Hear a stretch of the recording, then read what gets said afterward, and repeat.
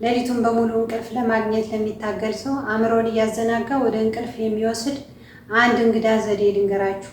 ይህ ዘዴ ከ100 ላይ 3 በመቀነስ እንቅልፍን የማምጣት መንገድ ነው።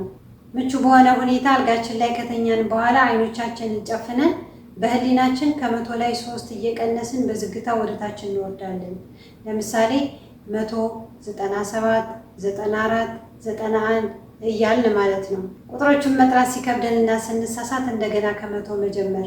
ዋናው ቁም ነገር ተደጋጋሚነቱና አእምሯችንን በሚያሰለች ነገር ላይ ትኩረት እንዲያደርግ ማድረጉ ነው።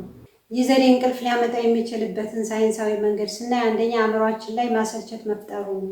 እነዚህ ቁጥሮችን መጥራት አሰልች ሊሆን ይችላል። አእምሯችን ደግሞ አዲስና አስደሳች ነገር ሲያጣ ቀስ በቀስ ወደ እንቅልፍ የመሄድ ባህሪ ያለው።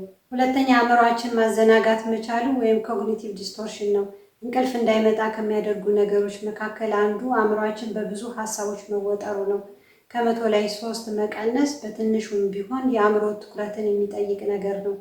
ይህ ሁኔታ አእምሯችንን ከሚያስጨንቁ ነገሮች አውጥቶ አሰልቺ ወደ ሆነው የቁጥር መጥራት ተግባር እንዲገባ ያስገድደዋል። ሶስተኛ ለእንቅልፍ ስንዘጋጅ በተደጋጋሚ እነዚህን ቁጥሮች መጥራት ስንጀምር አእምሯችን ይላመደውና የእንቅልፍ ሰዓት ደረሰ የሚል መልእክትን ይወስዳል። እንቅልፍ ለሸሸው ሰው በጣም ቀላል መንገድ ነውና ቢሞክሩት ይጠቀሙበታል። አመሰግናለሁ። ፎሎ ማድረግ፣ ላይክ ማድረግ፣ ኮመንት መጻፍ አትርሱ።